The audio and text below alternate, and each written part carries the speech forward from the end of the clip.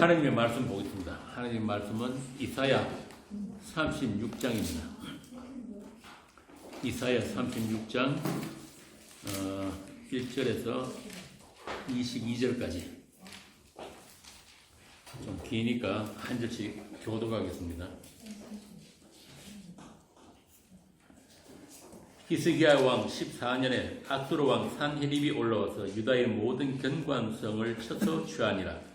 아수르 왕이 아기스에서부터 랍사게를 예루살렘으로부터 보내되 대군을 거느리고 히스기야 왕에게로 가게 하며 그가 위모스도 짝짝의 큰 길에 서매 힐기야의 아들 왕궁 맡은 자 엘리야김과 서기관 셈나와 아삽의 아들 사관 요아가 그에게 나아가니라. 랍사게가 그들에게 이르되 이제 히스기야에게 말하라. 대왕 아수르 왕이 이같이 말씀하시기를 내가 믿는 바가 그 믿는 것이 무엇이냐. 내가 말하노니 내가 좋게 싸울 계략과 용맹이 있노라 함은 입술에 붙은 말뿐이니라. 내가 이제 누구를 믿고 나를 반역하느냐. 보라, 내가 애굽을 믿는도다. 그것은 사람 갈대 지팡이와 같은 것이야. 사람이 그것을 의지하면 손이 찔리니 애굽 왕 바로는 그를 믿는 모든 자에게 이와 같으니라. 혹시 내가 내게 이르기를 우리는 우리 하나님 여호와를 신뢰하노라 하리라마는 그는 그의 산당과 제단을 히스기야가 제하여버리고 유다와 예루살렘에 명령하기를 너희는 이 제단 앞에서만 예배하라 하던 그 신이 아니냐 하셨느니라. 그러므로 이제 청하노니 내 주 아수르 왕과 내게 하라. 내가 내게 12,000주를 주어도 너는 그 탈자를 영이 내지 못하리라. 그런즉 네가 어찌 내 주의 종 가운데 극히 작은 총독한 사람인들 물리칠 수 있으랴. 어찌 애굽을 믿고 병거와 기병을 얻으려 하느냐. 내가 이제 올라와서 이 땅을 멸하는 것이 여호와의 뜻이 없음이겠느냐. 여호와께서 내게 이르시기를 올라가 그 땅을 쳐서 멸하라 하셨느니라 하니라. 이에 엘야김과 셈나와 요아가 랍사게에게 이르되 우리가 아람 방언을 아오니 청하건대 그 방언으로 당신의 종들에게 말하고 성 위에 있는 백성이 듣는 데에서 우리에게 유다 방언으로 말하지 마소서 하니 랍사게가 이르되 내 주께서 이 일을 내 주와 내게만 말하라고 너를 보내신 것이냐. 너희와 함께 자기의 대변을 먹으며 자기의 소변을 마실 성 위에 앉은 사람들에게 하라고 보내신 것이 아니냐 하더라. 이에 랍사게가 일어서서 유다 방언으로 크게 외쳐 이르되 너희는 대왕 아수르의 왕의 말씀을 들어라. 왕의 말씀에 너희는 히스기야에게 미혹되지 말라. 그가 너희를 건지지 못할 것이니라.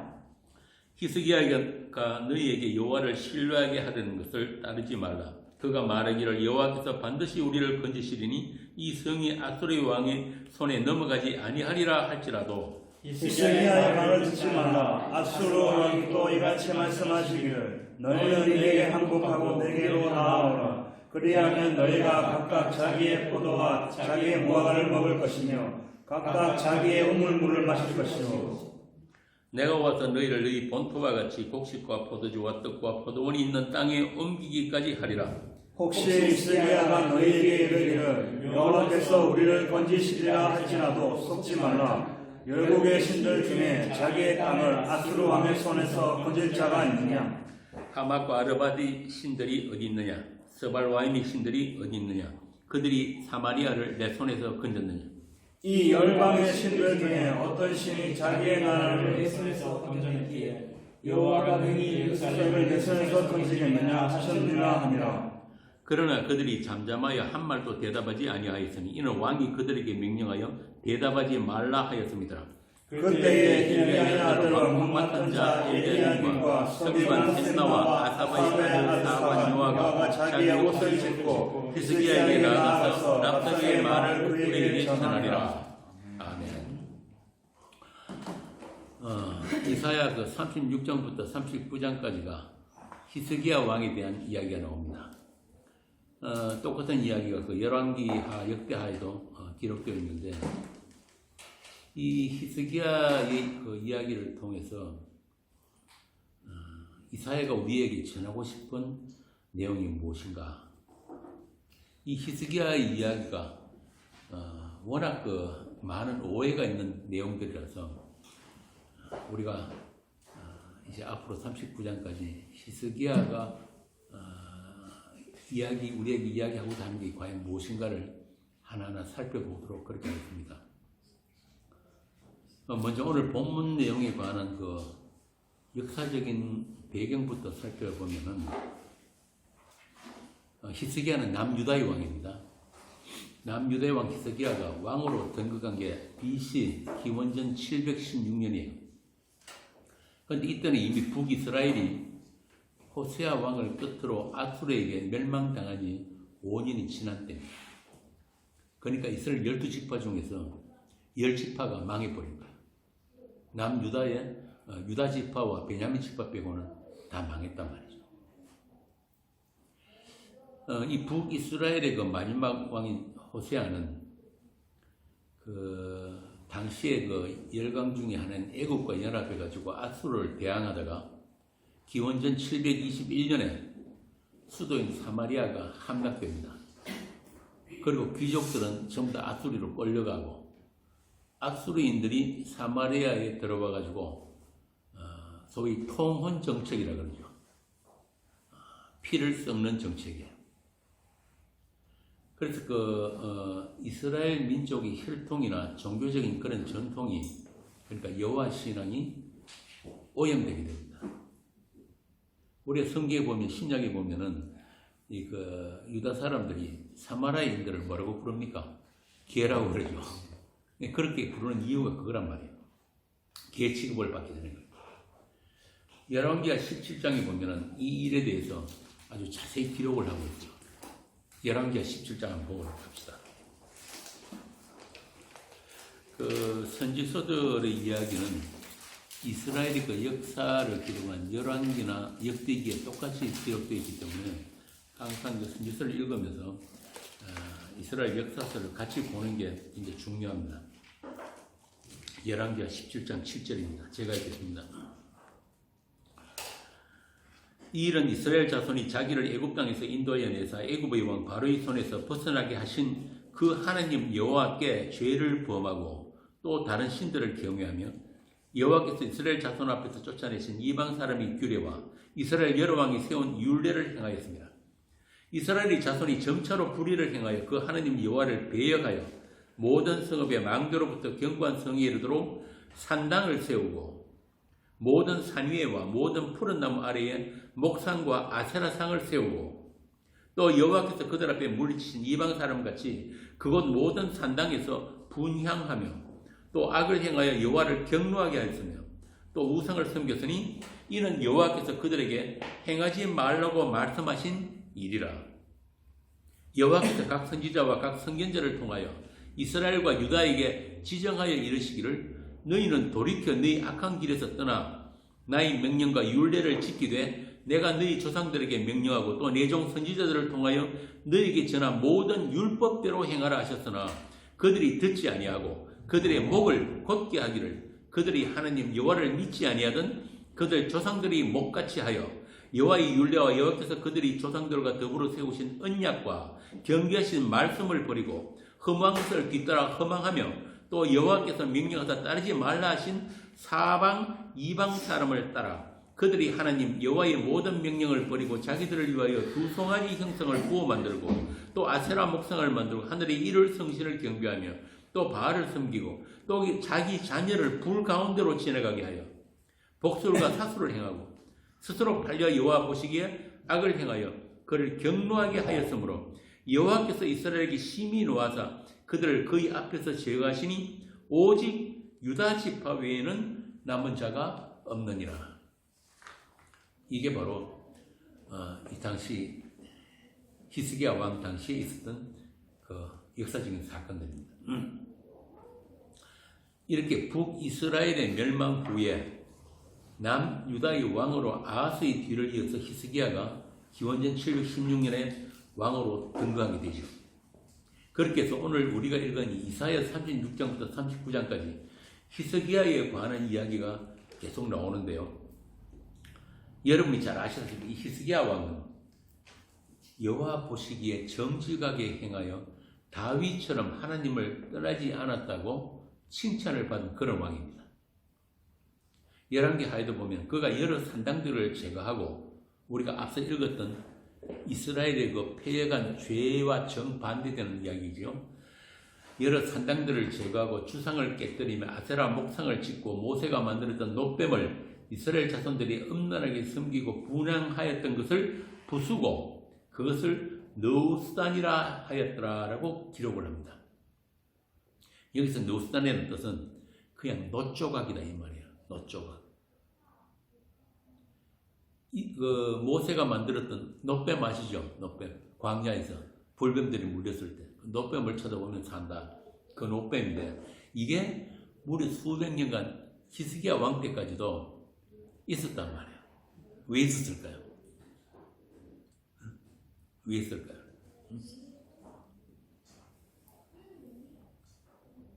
모르겠어요. 그 놋뱀 자체에 어떤 신비한 능력이 있는 것으로 알고 그 놋뱀을 섬겼단 말이에요. 거기다 분향을 하고. 그 왜 옛날 우리 할머니들 부엌에는 부엌신 있고 장독대에는 장독 위에 찬물 한 그릇 냉수왕 뜯어놓고 빌고 하잖아요. 마찬가지로 이스라엘 백성들이 그 놋뱀의 의미를 모르고 그냥 놋뱀을 섬긴 거예요. 그냥. 이거 뭐 남 이야기 아닙니다. 오늘날 여러분들 그 목에 십자가 걸고 다니는 거랑 똑같은 거예요. 차에다 십자가 걸고 목에다 걸고 뭐 교회 지붕에다 십자가 세우고. 여러분들 그 종교개혁자들이 처음에 제일 먼저 한 일이 뭔지 아세요? 교회에서 십자가 다 치워버렸어요. 십자가 다 걷어내버리고 그 다음에 한 게 교회에서 찬송 못 부르게 하고 그런 게 있단 말이에요. 이 십자가가 뭔지도 모르고 마치 부적처럼 그걸 섬기면 오히려 그게 저주가 될 수가 있습니다. 그러니까 십자가는 목에 걸고 차에 걸고 하는 게 아니라 어디에 있어야 된다? 여러분들 마음속에 있는 거예요. 마음속에 그게 새겨져야 되는 게 십자가란 말입니다. 하여튼 자체하고 자 이런 히스기야에게 오늘 이 본문에 보면은 위기가 닥치죠. 환란이 닥칩니다. 아까 그 말씀드린 대로 열왕기 18장에 보면은 여호와께서 그와 함께 계시기 때문에 그가 어디로 가든지 형통하였더라라고 하는데 그런 히스기야가 왕이 된 지 14년에 아수르 왕 산헤립이 유다의 모든 견고한 성읍들을 쳐서 점령을 한다. 그리고 예루살렘을 포위한 거예요. 그러니까 히스기야가 아수르 왕에게 사신을 보내가지고 항복을 해요. 이게 참 재밌는 게 아수르가 와가지고 하는 말이 내가 여호와의 뜻을 따라 너희들을 치러왔다 이러는 거야. 아까 우리 읽었잖아. 그리고 아수르 왕에게 그 바칠 조공이라죠. 조공을 은 300달란트, 금 30달란트를 마련하려고 여호와의 성전과 왕궁 곳간에 있던 은을 다 꺼내서 주고 여호와 성전의 문과 기둥에 입힌 금을 다 벗겨가지고 아수르 왕에게 바칩니다. 잘 이해가 안 되죠? 하나님께 이렇게 칭찬을 듣고 하나님을 잘 섬긴다는 히스기야가 그런데도 이 아수르 군대가 예루살렘을 포위하고 협박을 해요. 협박도 하고 조롱도 해요. 놀리기도 한단 말이에요.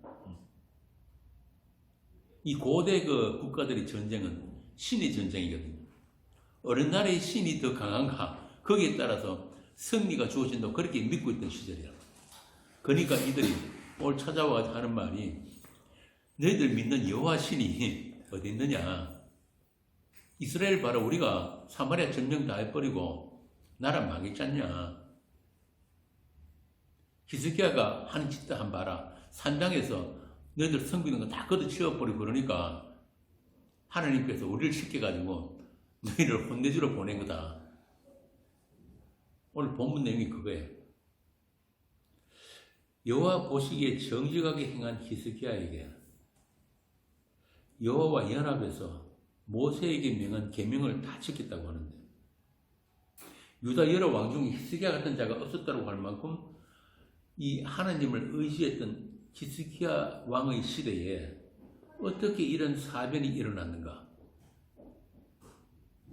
히스기야가 앗수르에게 시비를 건 것도 아니고 먼저 전쟁을 일으킨 것도 아닙니다. 히스기야 같이 이런 착한 왕에게는 하나님께서 나쁜 일, 애군도 미리 막아줘야 하는 거 아니에요? 그게 오늘날 우리가 알고 있는 기독교잖아요. 오늘 강론 제목이 뭡니까? 하나님의 이름을 두신 이스라엘. 바꾸어 말하면 하나님의 약속이 있는 이스라엘이에요. 먼저 우리가 이 구약의 말씀들을, 선지서들을 제대로 읽기 위해서는 이 이스라엘이 어떤 나라인지를 먼저 알아야 합니다.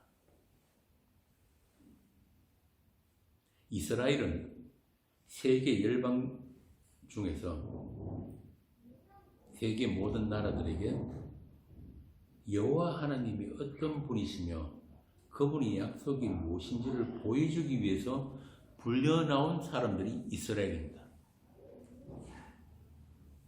하나님은 이 이스라엘을 통해서 자기 자신의 영광을 나타내시기를 기뻐하신 거예요. 이스라엘 사람들이 특별히 이쁘고 잘나서 그런 게 아니에요. 그래서 이스라엘은 하나님의 거룩과 하나님의 의로우심 또 하나님의 영광을 담아내야 하는 이스라엘이에요. 그게 하나님의 이름을 두신 이스라엘을 하는 거예요. 그래서 이스라엘은 자기 목적을 위해서 살 수 없는 사람들이 이스라엘이다 이런 말이에요.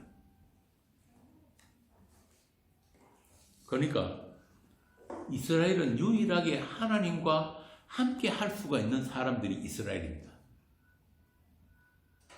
그런데 이 하나님께서 함께 하시는 조건이 뭐냐 하면은 이스라엘에게 거룩이 유지될 때만 하나님이 함께 하시는 거예요. 하나님은 거룩하지 않은 것들은 반드시 진멸하시는 하나님이거든요. 그래서 하나님께서 이스라엘을 불러내시면서 이 이스라엘과 함께 하시려고 모세를 통해서 지시하신 게 뭐냐면 성막과 제사입니다. 하나님께서 지시하신 그 장치들을 통해서만 이스라엘은 하나님과 함께 할 수 있는 거룩한 국가가 될 수 있는 것이에요. 그것이 하나님의 이름을 두신 이스라엘입니다. 그리고 그 거룩은 누가 지킨다? 여기서부터 이제 문제가 생기는 거야. 하나님의 거룩은 하나님이 스스로 지키는 거룩이에요. 다시 말하면 하나님의 그 거룩한 이름은 하나님이 지키신단 말이에요. 이스라엘은 자기들이 열심히 제사 드리고 율법 지켜서 지키는 줄 알지만 그게 아니라는 것이 이스라엘 전체 역사를 통해서 우리에게 보여주시는 거예요. 이게 그 거룩의 본질입니다. 그러니까 이스라엘이 착각한 게 방금 말씀드린 것 같이 제사만 잘 지내고 율법 할례 행하고 안식일을 지키고 그런 행위로 자기들이 하나님의 성밀이 되는 줄 알았던 거예요. 그래서 이스라엘은 그것들을 통해서 이스라엘의 이스라엘 됨은 하나님에 의해서만 가능하다는 것을 배워야 하는 게 이스라엘이란 말이에요. 그래서 우리가 사무엘에도 보고 나오고 하지만은 하나님이 원하시는 건 뭐라 그러죠? 제사가 아니고 너희들의 상한 심령이다. 상한 심령이다. 그래서 하나님께서 나중에 이 아수르가 멸망하고 난 뒤에 이 유다까지도 바벨론에게 멸망당하고 바벨론으로 포로가 돼 끌려갑니다. 그래서 그 에스겔 선지자를 통해서 주신 말씀이 에스겔 36장이에요. 하나님께서 어떻게 자기 이름을 지키시고 자기의 영광을 자기가 지키시는지가 에스겔 36장에 나옵니다. 36장 16절 제가 읽겠습니다. 여호와의 말씀이 또 내게 임하여 이르시되 인자야 이스라엘 족속이 그들이 고국 땅에 거주할 때에 그들이 행위로 그 땅을 더럽혔나니 나보기에 그 행위가 월경 중에 있는 여인이 부정함과 같았느니라. 그들이 땅 위에 피를 쏟았으며 그 우상들로 말미암아 자신들을 더럽혔으므로 내가 분노를 그들 위에 쏟아 그들을 행위대로 심판하여 각국에 흩으며 여러 나라에 해쳤더니 그들이 이른바 그 여러 나라에서 내 거룩한 이름이 그들로 말미암아 더러워졌나니 곧 사람들이 그들을 가리켜 이르기를 이들은 여호와의 백성이라도 여호와의 땅에서 떠난 자라 하였습니다. 그러나 이스라엘 족속이 들어간 그 여러 나라에서 더럽힌 내 거룩한 이름을 내가 아꼈노라. 그러므로 너는 이스라엘 족속이 이르기를 주 여호와께서 이같이 말씀하시기를 이스라엘 족속아 내가 이렇게 행함은 너희를 위함이 아니요 너희가 들어간 그 여러 나라에서 더럽힌 나의 거룩한 이름을 위함이라. 여러 나라 가운데서 더럽히신 이름 곧 너희가 그들 가운데서 더럽힌 나의 큰 이름을 내가 거룩하게 할지라. 내가 그들의 눈앞에서 너희로 말미암아 나의 거룩함을 나타내리니 내가 여호와인 줄을 여러 나라 사람이 알리라. 주 여호와의 말씀이니라. 하느님의 이름, 하느님의 거룩, 하느님의 영광은 하나님이 스스로 지킨다는 그런 말씀이에요. 이렇게 하나님은 자기 이름을 위해서 얼마든지 이스라엘을 불러내시기도 하고 흩으시기도 하는 하나님이십니다. 다시 말하면 이스라엘은 하나님의 약속이 있다는 그 이유 때문에 하나님의 이름을 두셨다는 그 이유 때문에 이스라엘 자체가 말씀의 사건으로서 이스라엘입니다. 이야기 들어보셨죠? 교회가 뭐라고요? 교회는 말씀의 사건이다. 말씀의 사건으로서 교회다. 그래서 말씀의 사건으로 발생되는 교회다. 이스라엘의 역사를 통해서 하나님이 누구신지 그리고 하나님이 자신이 목적한 그 뜻을 보여주시고 펼치시겠다는 것이 이스라엘 전체의 역사예요. 그러니까 이스라엘은 그 자체로서 어떤 의미를 가지는 게 아니고 이스라엘이 어떤 하나님을 담아내느냐 이게 우리에게 구약 39권을 주신 목적이란 말입니다. 이스라엘은 늘 실패하는 이스라엘이에요. 그래서 이스라엘은 늘 실패를 하지만 하나님은 절대 실패하지 않으십니다. 이스라엘의 실패를 통해서 하나님께서는 이스라엘의 남은 자를 돌아오게 하시는데 그 남은 자들을 이스라엘이라고 하는 거예요. 그게 이스라엘 전체의 주제잖아요. 물론 여기서 이스라엘의 남은 자라는 것은 오실 그리스도 안에서 생육하고 번성하게 될 그의 몸된 교회를 미리 가리키는 겁니다. 자, 그럼 이스라엘의 시작부터 우리가 하나씩 살펴보면서 이 하나님의 이름, 약속을 주신 이스라엘은 과연 무엇인가를 지금부터 보도록 하겠습니다. 이 이스라엘이 무엇인지를 제대로 알아야지 우리가 이 이스라엘이란 무대에서 펼쳐진 하나님의 역사를, 하나님의 구속의 역사를 우리가 바로 알 수가 있는 겁니다. 그래서 오늘 강론이 조금 어려울 수도 있으니까 정신 차리고 잘 따라오셔야 돼요.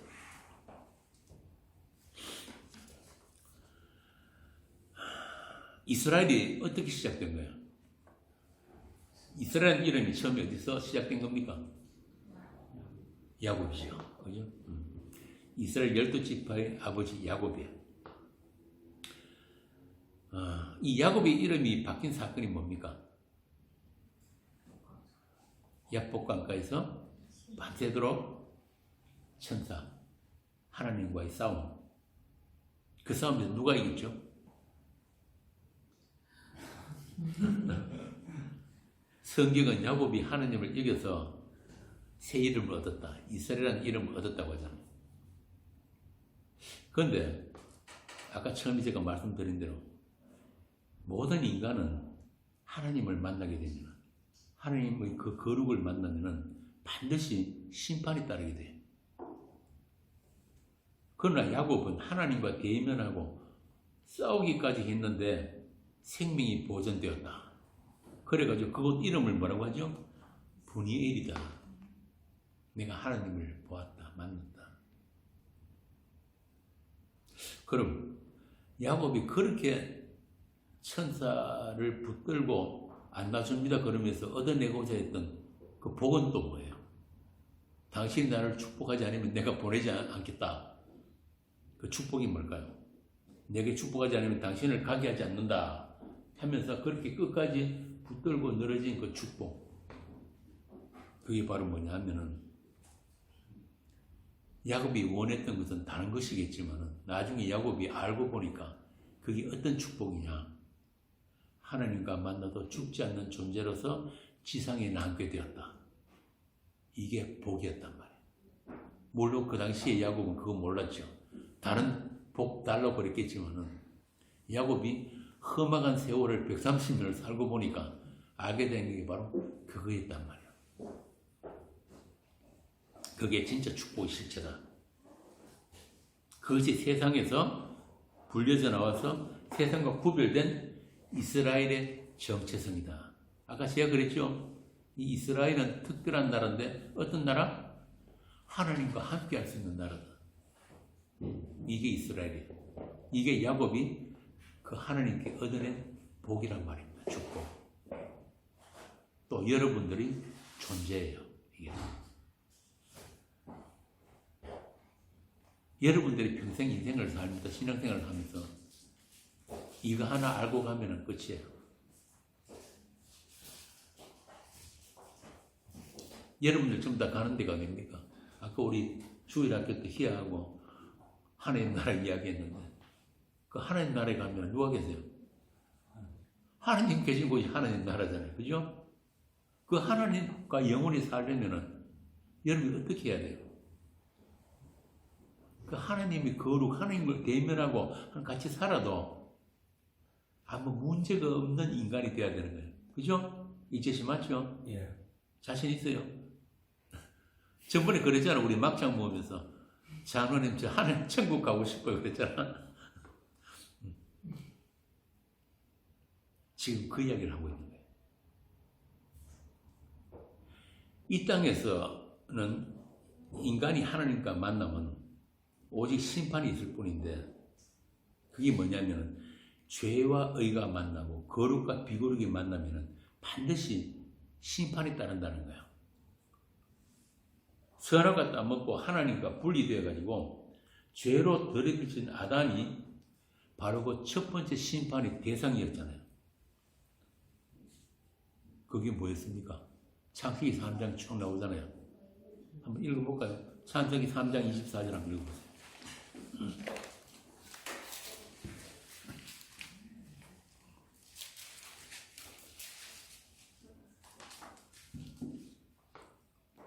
읽기씩 읽어보세요. 이같이 하나님이 그 사람을 쫓아내시고 에덴 동산 동쪽에 그룹들과 두루 도는 불칼을 두어 생명나무의 길을 지키게 하시니라. 쫓겨났죠? 예. 그전에는 하나님과 같이 살았단 말이에요. 에덴에서. 에덴이라는 건 원래 한시적인 거죠. 그죠? 하나님 나라를 보여주기 위한 건 한시적인 건데 하나님과 동거하던 그 에덴에서 쫓겨나 버렸어요. 그 말은 너희들은 이제 나와 같이 이룰 수 없는 존재들이 됐다는 말. 그게 죄인이거든요. 죄란 게 그거예요. 하나님과 분리된 것, 같이 못 사는 것. 이게 심판이란 말이에요. 출애굽기 19장도 같은 말이 나와요. 시간이 있는 줄 아니까 제가 읽을게요. 19장 7절부터 읽습니다. 모세가 내려와서 백성의 장로들을 불러 여호와께서 자기에게 명령하신 그 모든 말씀을 그들 앞에 진술하니 백성이 일제히 응답하여 이르되 여호와께서 명령하신 대로 우리가 다 행하리이다. 모세가 백성들이 말을 여호와께 전하며 여호와께서 모세에게 이르시되 내가 빽빽한 구름과 더 내게 임하면 내가 너와 말하는 것을 백성들이 듣게 하며 또한 너를 영영히 믿게 하려 함이라. 모세가 백성의 말을 여호와께 아뢰었으므로 이렇게 시내산에서 하나님께서 다른 사람은 누구든지 못 올라와. 올라오면 내가 전부 다 돌격해서 죽여버릴 거야. 모세만 올려버린 거야. 그래서 모세에게 이 말을 전하라 하신 겁니다. 여호와께서 모세에게 이르시되 너는 백성에게로 가서 오늘과 내일 그들을 성결하게 하며 그들에게 옷을 빨게 하고 준비하게 하여 셋째 날을 기다리게 하라. 이는 셋째 날에 나 여호와가 온 백성의 목전에서 시내산에 강림할 것임이니 너는 백성을 위하여 주의 경계를 정하고 이르기를 너희는 삼가 산에 오르거나 그 경계를 침범하지 말지니 산을 침범하는 자는 반드시 죽임을 당할 것이다. 이게 우리들의 실존이에요. 어떤 인간도 에덴에서 쫓겨난 뒤로는 하나님 근처도 못 가는 거예요. 여러분들이 이 성경의 하나님을 참 너무 만만하게 생각하고 오해를 많이 하시는데 이 하나님은 여러분이 믿고 싶다고 믿어지는 그런 하나님이 아니란 말이에요. 그래서 일부러 이 예수님이 오고 난 후에도 우리 교회에 이 구약의 이 39권에 되는 이 내용들을 우리가 주신 거란 말입니다. 그런 자에게는 손을 떼지 말고 돌로 쳐 죽이거나 화살로 쏘아 죽여야 하니 짐승이나 사람을 막론하고 살아남지 못하리라 하고 나팔을 길게 부는 산 앞에 이를 것이니라 하라. 모세가 산에서 내려와 백성에게 이르러 백성을 성결하게 하니 그들이 자기 옷을 빨더라. 물론 이건 하나의 모형입니다. 모세가 백성에게 이르되 준비할 셋째 날을 기다리고 여인을 가까이 하지 말라 하니라. 셋째 날 아침에 우레와 번개와 빽빽한 구름이 산 위에 있고 나팔 소리가 매우 크게 들리니 진중에 있는 모든 백성이 다 떨더라. 모세가 하나님을 맞이하고 백성을 거느리고 진에서 나오매 그들이 상기석에 서 있는데 시내산에 연기가 좌우가니 여호와께서 불 가운데 거기 강림하심이라. 그 연기가 온기가마 연기같이 떠오르고 온 산이 크게 진동하며 나팔 소리가 점점 커질 때에 모세가 말한즉 하나님이 음성으로 대답하시더라. 여호와께서 시내산 산 꼭대기에 강림하시고 모세를 그리로 부르시니 모세가 올라가며 여호와께서 모세에게 이르시되 내려가서 백성을 경고하라. 백성이 밀고 들어와 나 여호와께로 와서 버려가다가 많이 죽을까 하노라.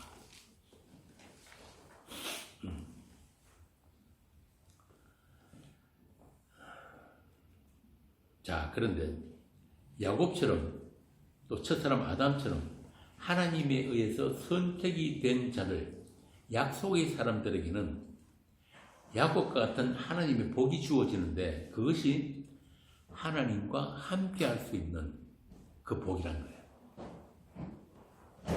뭐 구원이란 게 딴 게 아닙니다. 하나님과 영원을 함께하는 그 복이고 그 구원이에요. 그래서 하나님의 마련하신 장치가 뭐냐면은 이 이스라엘에만 작동되는 하나님의 장치가 있었는데 그것이 바로 뭐냐면은 제사고 율법이고 하나님의 장막이라는 거예요. 성전. 하나님의 이름을 그 성전에 두셨다. 그 말씀에 두셨다. 그 제사에 두셨다. 하나님의 피 흘리심이 바로 그들이 거룩을 유지하는 장치로서 이스라엘을 덮으신 거예요. 그러니까 이스라엘은 날마다 죄 없는 짐승의 피를 하나님이 성막에서 흘리는 그 제사를 통해서 이스라엘이 거룩 유지되었단 말이에요. 이것을 가지고 하나님의 이름을 두신 약속이 있는 이스라엘이다. 이렇게 이야기하는 겁니다.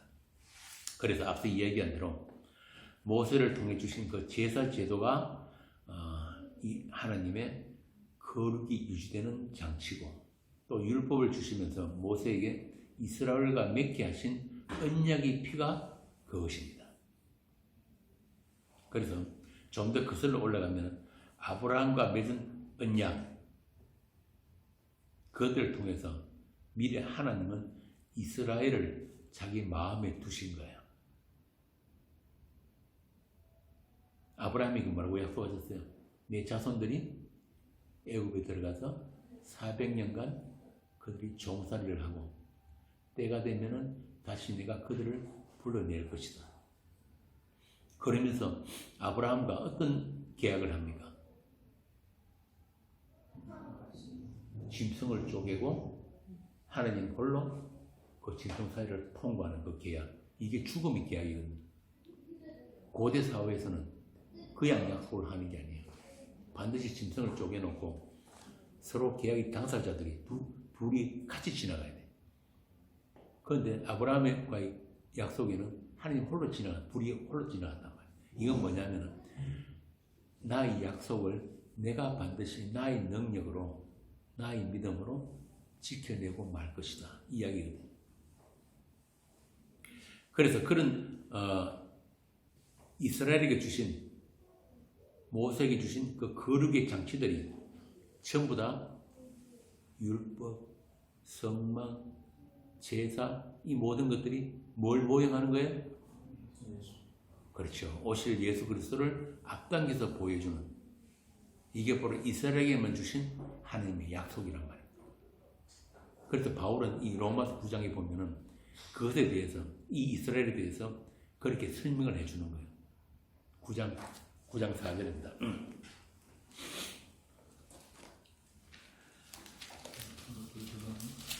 제가 읽겠습니다. 그들은 이스라엘 사람이라 그들에게는 양자됨과 영광과 언약들과 율법을 세우신 것과 예배와 약속들이 있고 조상들도 그들의 것이요 육신으로 하면 그리스도가 그들에게서 나셨으니 그는 만물 위에 계셔서 세세의 찬양을 받으실 하나님이십니다. 아멘. 그러나 하나님의 말씀이 폐해진 것 같지 않도다. 이스라엘에서 난 그들이 다 이스라엘이 아니요 또한 아브라함의 씨가 다 그의 자녀가 아니라 오직 이삭으로부터 난 자라야 넷이라 분리를 하셨으니 곧 육신의 자녀가 하나님의 자녀가 아니요 오직 약속의 자녀가 씨로 여기심을 받느니라. 왜 이삭에서 난 자들만 하나님의 자녀예요? 이삭은 날 수 없는 데서 난 자란 말이에요. 오직 하나님의 약속으로 난 자들만 하나님의 자녀다. 진짜 이스라엘이다. 이걸 지금 로마서에서 바울이 이스라엘 정체성이 무엇인가에 대해서 다시 설명을 해주고 있는 거란 말입니다. 그런데 이 구약의 이스라엘이 오해한 게 뭐냐면 자기들은 하나님이 선택하신 하나님의 선민인 줄만 알았지. 그래서 하나님이 군대로서 이방 나라들을 다 굴복시키고 만민들 위에 우뚝 선 이스라엘 다윗 왕국의 영광을 바라고 믿었는데 정작 자신들이 야곱처럼 하나님과 싸우는 하나님의 원수라는 것은 몰랐던 거예요. 야곱이 하나님을 몰랐듯이 하나님을 모르고 하나님을 대항해가지고 지가 원하는 걸 얻어내려고 밤새도록 하나님과 씨름했던 것과 마찬가지로 이 이스라엘 전체 역사가 전부 다 그거라는 이야기예요.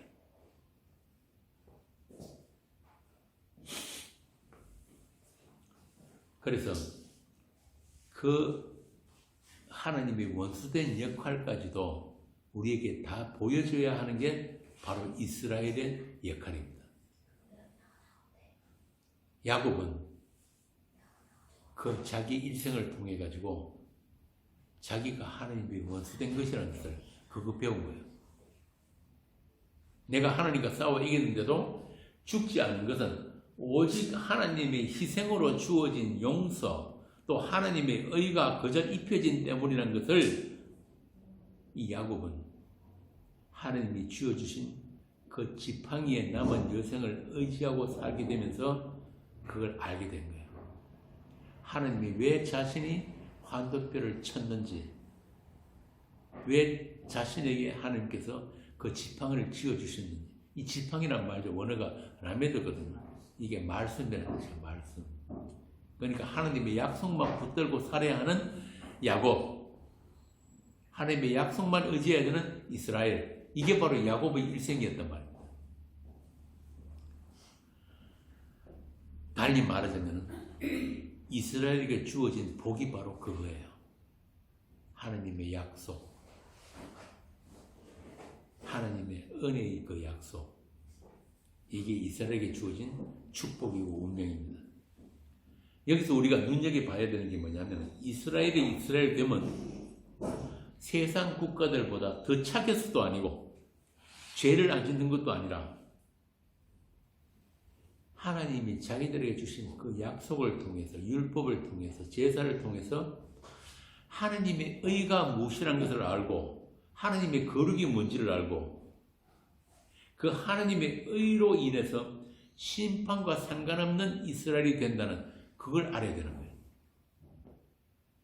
그것을 알게 하신 것이 바로 야곱에게 주신 축복이고 또 야곱의 운명이 하나님의 의의 노선으로 편입되는 것. 어떻게 야곱이 죄의 권세 아래서 요즘 이야기를 하면 예수 그리스도 안으로 그 예수 그대로라는 그 영적인 축복 안으로 옮겨지게 되었는가? 그걸 아는 게 야곱의 일생이었단 말입니다. 그거 보여주는 게 야곱을 구약에 등장한 이유예요. 이제 야곱은 그 자신이 아브라함처럼 축복과 저주의 기준이 됩니다. 창세기 보면 하나님 그러잖아요. 아브라함에게 너를 축복하는 자를 축복하고 너를 저주하는 자를 하나님이 저주하겠다. 그 말은 뭐냐면 아브라함 자신이 축복과 저주의 기준이 된 거예요. 그럼 마찬가지로 야곱 역시 마찬가지란 말입니다. 물론 이 아브라함이나 야곱은 다 오실 메시아의 모형으로서 하나님의 이름을 두신 아브라함이고 야곱이고 이스라엘이에요. 그래서 야곱도 이제 하나님의 이름을 담은 이스라엘로 세상을 대표하는 애굽의 바로 앞에 서가지고 바로를 축복하게 됩니다. 그게 이스라엘이에요. 이 이스라엘 앞에서만 세상은 세상으로 드러난단 말이에요. 이런 아브라함과 이삭과 야곱에게 주신 약속과 축복은 이제 국가 이스라엘로 확대되어 가지고 적용되게 됩니다. 그게 하나님의 의와 거룩을 입은 이스라엘입니다. 자, 이런 이스라엘에 대한 이해 위에서 오늘 본문을 보겠습니다. 히스기야 왕은 요즘 말로 하면은 별로 좋지 않은 환경에서 태어났어요. 어떤 환경이냐면 그의 아버지 아하스 왕이 유대 왕들 중에서 가장 악한 왕으로 꼽힐 만큼 우상 숭배에 열심히 했던 왕입니다. 자기 아들을 제물로 바치는 이방신의 제사를 드렸고 또 힘있는 외세를 쫓아서 조공을 열심히 바친 사람이에요. 쉽게 말해서 세상 처세에 아주 능한 왕입니다. 그래서 이 아하스 왕 때는 별 문제가 없었어요. 아예 그 여호와 신앙에 있어서는 성전 기구들을 파괴하고 성전 문을 닫아버린 사람이에요. 역대하에 보면 그게 나옵니다. 이런 집안에서 히스기야가 자라나가지고 여호와께 눈을 돌리고 율법을 지키고 각종 우상을 제거하고 느우산을 없애버렸다는 것은 이건 히스기야의 공로가 아니고 하나님께서 히스기야를 사용해서 하나님의 일을 하신 거예요. 하나님의 열심이란 말입니다. 우리는 걸핏하면은 성경에 나오는 위대한 인물들을 본받으려고 하는 그런 버릇들이 있잖아요. 예를 들면은 이 히스기야의 기도 같은 거죠. 기도 선생님에 가면은 응답받는 기도의 비결 뭐 이런 책들 엄청 많잖아요. 거기에 빠지지 않는 게 히스기야 기도입니다. 그 비결을 배워갖고 나도 내가 원하는 것을 하나님께 얻어보겠다. 뭐 실제로 또 세상 교회들이 그렇게 가르치니까. 그죠? 그런데 말입니다. 우리가 착각하지 말아야 할 게 뭐냐면 하나님은 인간들의 기도를 들어주는 하나님이 아니라는 사실이에요. 제가 제일 처음 복음 들었을 때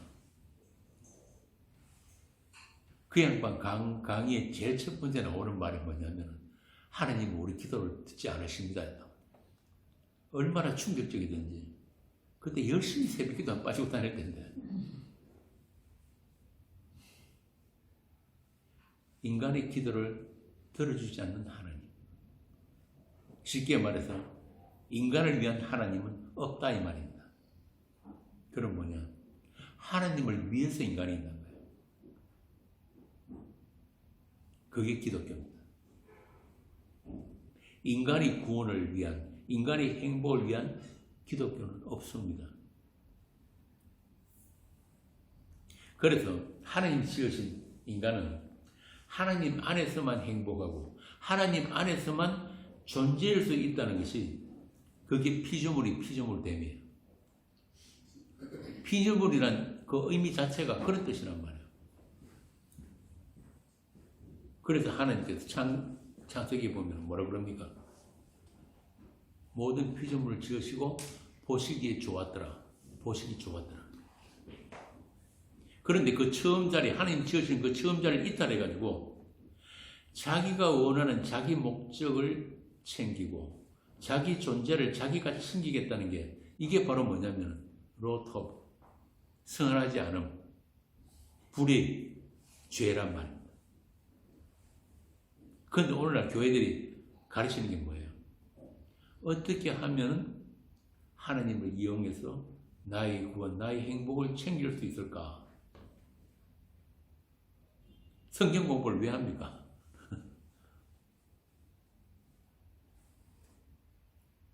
그런데 한마디로 하나님도 좋고 나도 좋은 그런 복음은 없어요. 왜냐? 아까 처음에 아담이 받은 하나님 심판이 뭐라 그랬어요? 에덴에서 쫓겨났다니까요. 우리가 정상이 아니란 말입니다. 아예 다시 돌아가지도 못하도록 생명나무로 가는 길까지도 막아버렸어요. 이게 우리 처지예요. 그런 우리가 무슨 재주로 하나님을 이용해가 내가 원하는 걸 챙깁니까? 우리가 정상이 아닙니다. 자꾸 우리가 죄인이라는 걸 까먹는 거예요. 교회가. 참 요즘 보면 신기한 게 요즘 유행하는 그 유튜브 우리도 이제 새로 시작했는데 그 유튜브에 보면 그 목사들이 그 설교한 게 조회수가 막 수천 수만 나오는 사람들도 있어요. 그게 가능하다고 생각하세요?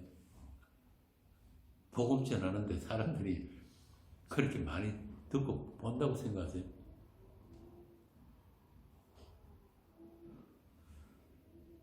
예전에 어떤 목사님이 복음을 전하니까 온 전 세계 사람들이 열광을 했죠. 그렇게 인기도 좋고 그랬는데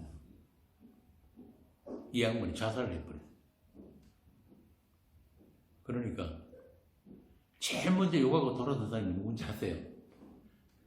그 목사님 제일 앞에서 박수치고 아멘하고 쫓아다니는 사람, 그 사람들보다 다 욕하고 돌아. 여러분 한번 생각해 보자고요. 목사한 사람 죽는 게 그게 진리가 비진리가 되고 비진리가 진리로 바뀌지는 겁니까?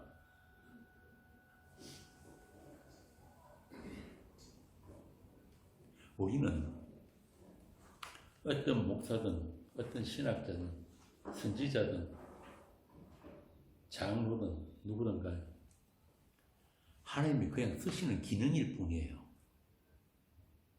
그걸 은사라고 그러는 거예요. 은사.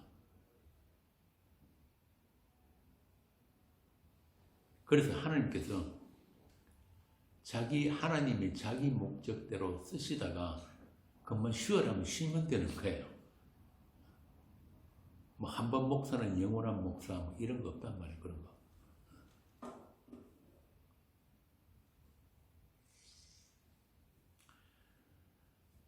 오늘 이 땅의 기독교, 이 땅의 교회들에 대해서 참 할 이야기가 많지만은 앞으로 우리가 39장까지 히스기야 이야기를 나누면서 차차 하기로 하고, 오늘 본문의 히스기야를 보면서 우리가 주목해야 할 것은 뭐냐면, 히스기야가 우리에게 보여주는 그 성도의 모습, 성도의 실존입니다. 이 히스기야의 신앙이라는 게 자신의 생존 앞에서 여지없이 무너지는 거예요. 우리가 자꾸 히스기야를 본받고 히스기야를 뭐 따라하고 할 게 아니고, 진짜 히스기야가 누구인가? 진짜 이스라엘은 무엇인가? 이걸 지금 이사야가 36부터 39장까지 우리에게 들려주고 싶은 핵심 내용이란 말입니다.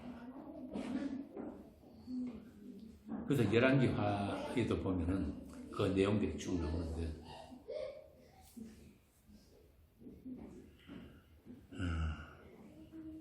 잠깐 한번 보고 갑시다. 그래야지.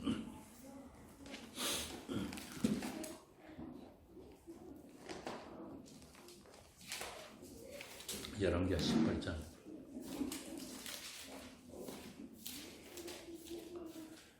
(13절부터) 제가 읽습니다. 히스기야 왕 제14년에 아수르 왕 사네립이 올라와서, 같은 이야기야. 우리 이사야서 6장하고 유다 모든 견고한 성읍들을 쳐서 점령하며, 유다 왕 히스기야가 라기스로 사람을 보내 아수르 왕에게 이르되, 내가 범죄하였나이다. 나를 떠나 돌아가소서. 왕이 내게 치우시는 것을 내가 당하리이다 하였더니, 아수르 왕이 곧 은 300달란트와 금 30달란트를 정하여 유다 왕 히스기야에게 내게 한지라. 히스기야가 이에 여호와의 성전과 왕궁 곳간에 있는 은을 다 주었고, 또 그때 유다 왕 히스기야가 여호와의 성전문의 금과 자기가 모든 기둥에 입힌 금을 벗겨 모두 아수르 왕에게 주었더라. 이게 여호와 하나님을 믿는 히스기야입니까?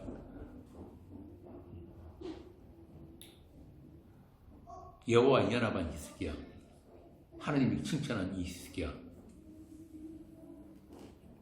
우리가 다음에 볼 이사야 38장에도 보면은 히스기야의 그 유명한 기도가 나오잖아요.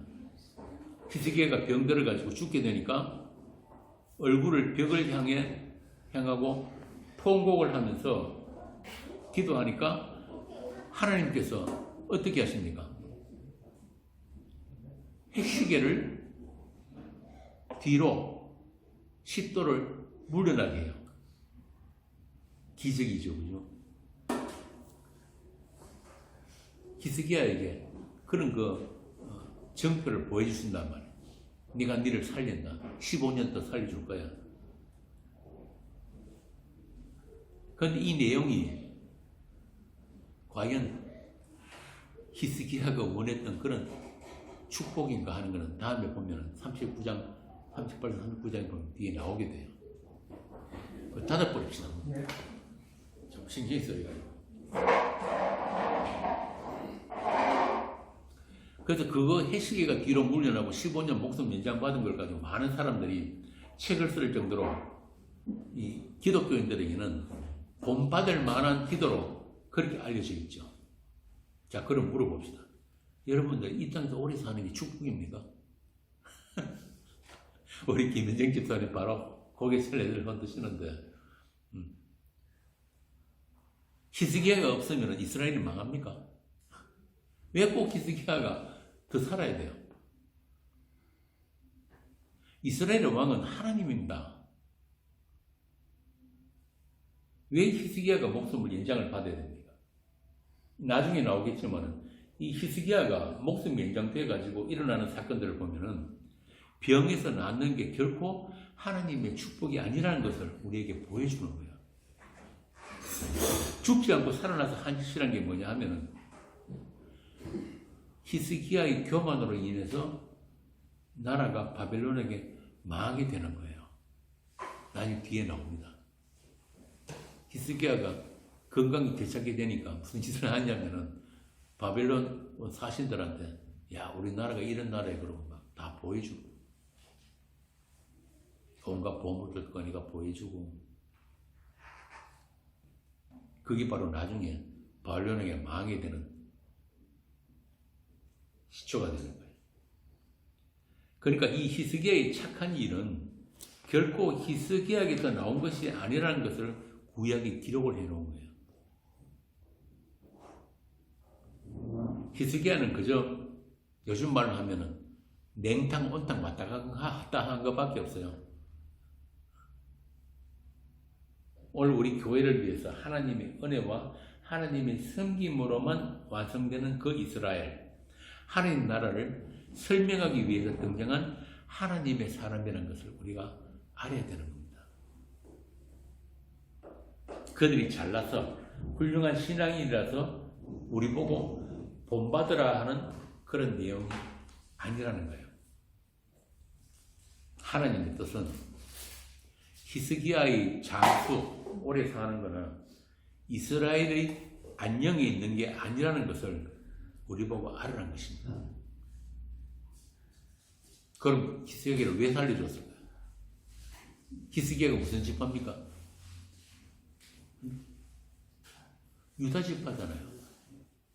유다 지파에서 오시는 분이 누굽니까? 예수님입니다. 예수님.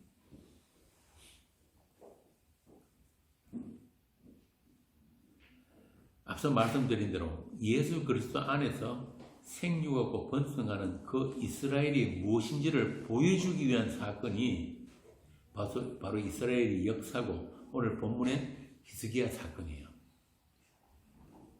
하나님의 거룩한 이스라엘, 하나님의 나라, 사랑의 아들의 나라가 완성되는 것은 오직 하나님의 약속, 그 하나님의 약속에 전당하신 그 하나님, 그리고 그 하나님의 희생과 하나님의 열심으로만 이루어진다는 것을 설명하는 게 이 이사야 36장에서 39장까지 이야기예요. 뭐 성경 전체 다가 그 이야기니까. 창세전에 정하신 그 하나님의 뜻을 위해서 하나님께서 하나님의 백성들의 역사에 개입하시고 때로는 징계와 때로는 위로로 마침내 최종 목적지로 데려다 놓고 마는 하나님 되심을 말씀의 사건들을 통해서 우리에게 보여주시는 것이 이 히스기야 이야기고 이사야 전체의 내용이에요. 아브라함처럼, 그 믿음 없는 아브라함처럼, 또 믿음 없는 히스기야를 통해서 하나님의 은혜로만 존재하는 이스라엘의 실존, 또 하나님의 사랑이 담겨있는 심판, 그 심판을 통해서 인간의 교만과 불가능성을 낱낱이 드러내 보여주시는 것입니다. 이게 이스라엘 역사예요. 오늘 우리 교회에게 왜 너희들이 예수 그리스도의 십자가의 은혜로만 하나님의 백성으로 완성되는지를 가르쳐 주시는 그런 역사란 말입니다.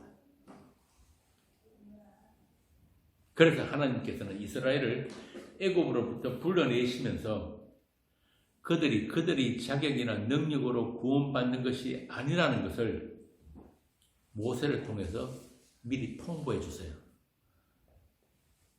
너희들은 여전히 애굽의 정신과 그 몸으로 약속의 땅에서 살게 될 것이다. 한마디로 애굽이 광야에까지 또 가나안에까지 확산되어 버린다. 그게 신명기 28장 이야기예요. 신명기 28장 15절 한번 읽어보세요.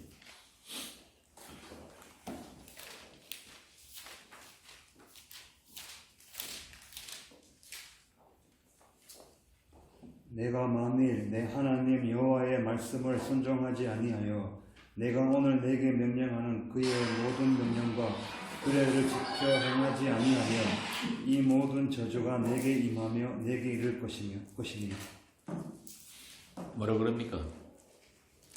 모든 저주가 내가 네게 지켜서 지키라는 그 말씀을 제대로 못 지키면은 모든 저주가 임한다. 28장 45절부터 쭉 나오는 게 뭐냐면 하나님의 저주의 이야기예요. 하나님의 저주의 이야기. 우리가 흔히 신명기 28장에 보면은 앞부분만 좋아해가지고 하나님의 축복의 부분들 쭉 나오죠, 그죠? 네가 들어가도 복을 받고 나와도 복을 받고 네 떡반죽거리게 복을 받고 쭉 나오잖아요.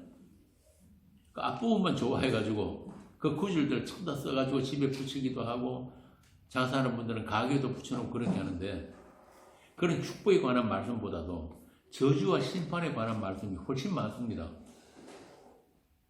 그런데 그런 저주에 관한 말씀들을 집에 붙여놓는 분들이 있습니까? 저는 아직까지 한 번도 못 봤어요. 참 재밌는 게 보통 개업하면은 교회 다니는 분들 개업하면 어떻게 합니까? 목사님 불러가지고 개업 예배 드리잖아요. 그럼 망하면은 망하고 난 뒤에 망했다고 감사 예배 드리는 사람 있습니까? 없죠. 그럼 망하는 건 그럼 하나님 뜻이 아닌가요? 하여튼 이런 하나님의 그 경고가 실제로 이스라엘에게 일어났어요. 참 그런 거 보면 이스라엘은 참 불쌍한 민족입니다. 열왕기하 6장이나 그 역대하 36장에 보면은 이스라엘이 하나님을 배반하고 패해간 행위에 대한 하나님의 심판이 아주 적나라하게 기록되어 있어요. 제가 한 구절만 읽어드릴게요. 열왕기하 6장 28절. 또 가로되 무슨 일이냐? 여인이 대답하되 이 여인이 내게 이르기를 내 아들을 내라. 우리가 오늘날 먹고 내일은 내 아들을 먹자 하면 우리가 드디어 내 아들을 삶아 먹었더니 이튿날에 내가 이르되 내 아들을 내라. 우리가 먹으리라. 저가 그 아들을 숨겼나이다. 이게 실제로 일어난 사건들이거든요. 옛날에는 전쟁이 일어나면은 아예 적군을 이 예루살렘 성을 완전히 포위해버립니다. 하루 이틀도 아니고 한 달, 두 달 하게 되면은 안에 식량이 떨어지잖아요. 마실 거, 먹을 거 다 떨어지는 거예요. 그러니까 굶어 죽을 수는 없고 오늘은 네 아들 잡아서 삶아 먹고 내일은 우리 아들 잡아 먹자 그래놓고 내일 되니까 아들 안 내놓더라 이 말입니다. 이게 하나님을 섬긴다고 하는 이스라엘의 실체예요, 실체.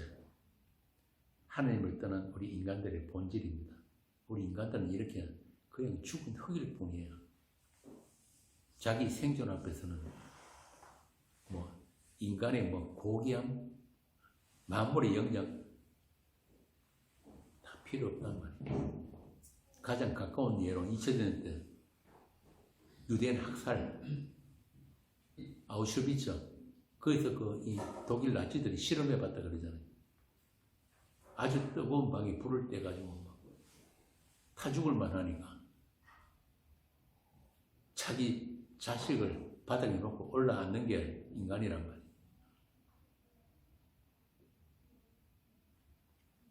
아무리 역사가 계속되어도 이런 인간의 본질은 안 변합니다. 그래서 강론 처음에 말씀드린 대로 하나님은 이스라엘에게 기대 안 하세요. 우리에게 기대를 안 하신다니까요. 하나님의 자기 이름, 자기 거룩은 하나님이 스스로 지키는 거예요. 그리고